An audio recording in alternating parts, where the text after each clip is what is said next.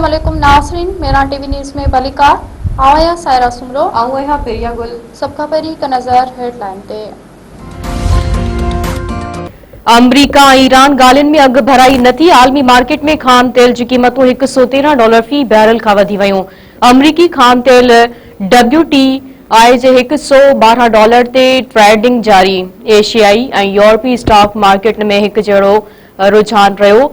पाकिस्तान में stock exchange में 100 index 1144 पॉइंटनि जी घटिताई बाद 1,67,268 पॉइंटनि ते ॾिठो वियो। कोरिया ऐं हांगकांग जे शेयर्स बाज़ारनि में मुस्बत रुझान। जापान जे स्टॉक मार्केट में घटिताई। पाकिस्तान में गैस जो बहरान शिद्दत अख्तियार करे वियो। Short fall 600 million cubic feet खां वधी वियो। पावर ऐं खाद सेक्टर खे गैस जी फ्राहमी घटि तरीन सतह ते अची वई। घरेलू सार्फिन खे बि गैस सप्लाई में घटिताई कई वई। सुई नादरनि जे ज़रिए मुताबिक़ गैस जी सप्लाई सिर्फ़ 700 मिलियन क्यूबिक फीट ते अची वई आहे, जेका ईरान जंग खां अॻु रोज़ानो 1200 मिलियन क्यूबिक फीट हुई।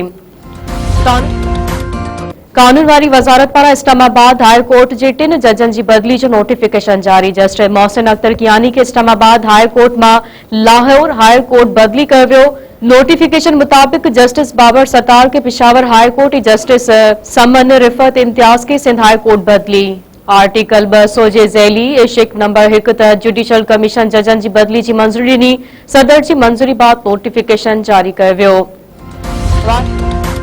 वज़ीर आज़म शहबाज शरीफ़ चयो आहे त अमरीका ऐं ईरान विच में जंगबंदी बरक़रार आहे। खिते में अमन लाइ सची दिलि सां कोशिशूं कयूं। 11 अप्रैल ते इस्लामाबाद में अमरीका ऐं ईरान विच में ॻाल्हियुनि जो अमल शुरू थियो, जेको 21 कलाकनि ताईं जारी रहियो। वफ़ाक़ी काबीना जे इजलास खे ख़िताब कंदे वज़ीर आज़म शहबाज शरीफ़ चयो त आलमी मार्केट में तेल जी वधंदड़ क़ीमतनि सबबि गैर मामूली सूरत हाल आहे। ईरान असांजो भाइरनि जहिड़ो पाड़ेसरी मुल्क आहे। दुआ आहे त जल्द जंग ख़त्म थिए ऐं अमन क़ाइम थिए। ॾींहुं राति महिनत करे मसइलनि जो हल कढणो पवंदो।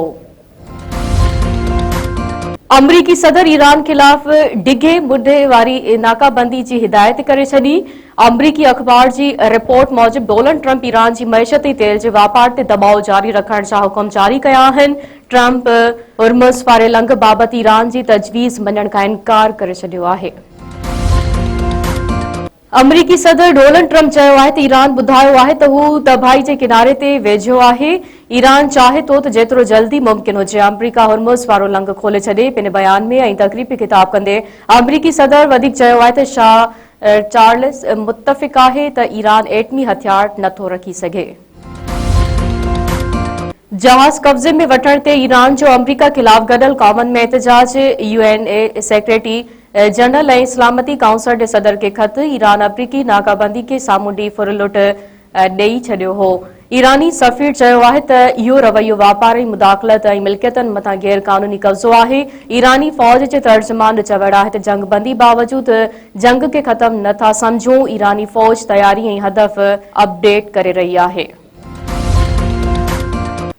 पाकिस्तान पीपल्स पार्टी के चेयरमैन बिलावल भुट्टो ज़रदारी की जेकमाबाद आमद। बिलावल भुट्टो ज़रदारी जखरानी हाउस पहुची भी एजाज हुसैन जखरानी सां संदसि पुट ज़ेड खान जखरानी की वफ़ात ते ताज़ियत कई। पीपी चेयरमैन बिलावल भुट्टो ज़रदारी की आमद के मौके ते सिक्योरिटी इंतजाम सख्त कया विया।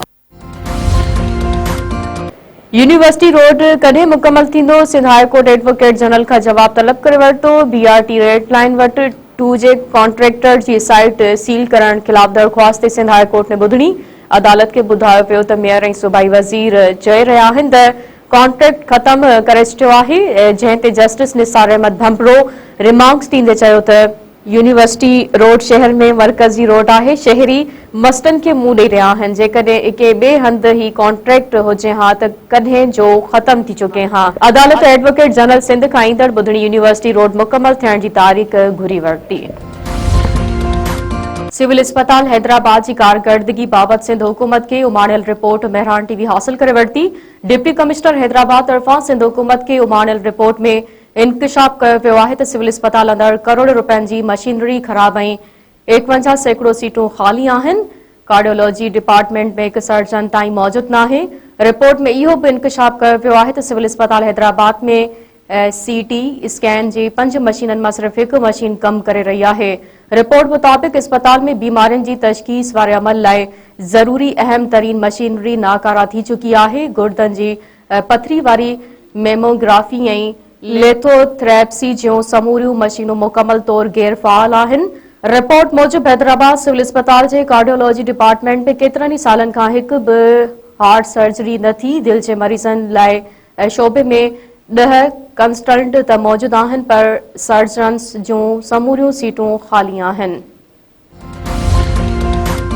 सिंध जे तालीमी बोर्डन में वॾे पैमाने ते करप्शन ऐं बदउनवानियुनि जो इंकशाफ। एंटी करप्शन टीम मीरपुर ख़ास बोर्ड जे ऑफिसरनि खे सुभाणे तलब करे वरितो।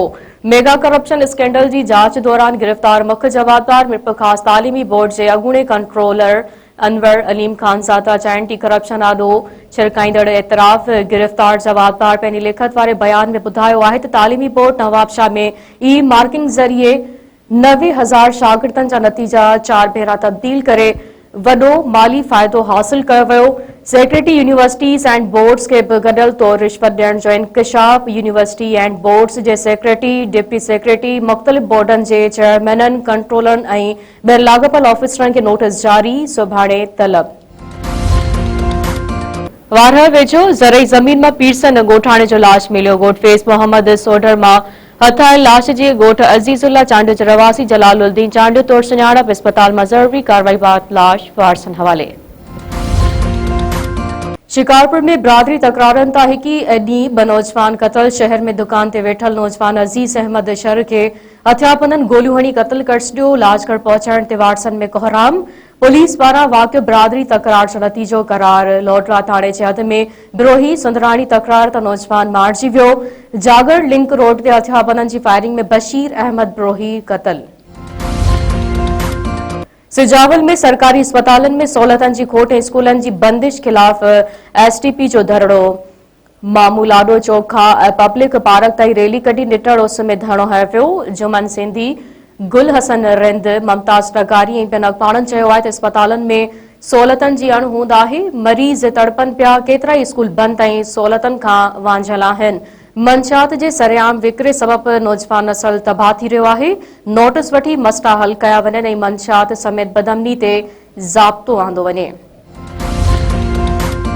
मीरपुर ख़ास वेझो नौजवान मुबैना तौर आपघात करे छॾियो। ॻोठ मोले ॾिनो जे रवासी 30 वरनि जे रमेश भील जो वण में फाओ खाधल लाश मिलियो। पुलिस जो चवणु आहे त नौजवान घरेलू परेशानियुनि खां तंग अची ख़ुदकुशी कई आहे। वधीक जांच कई पई वञे।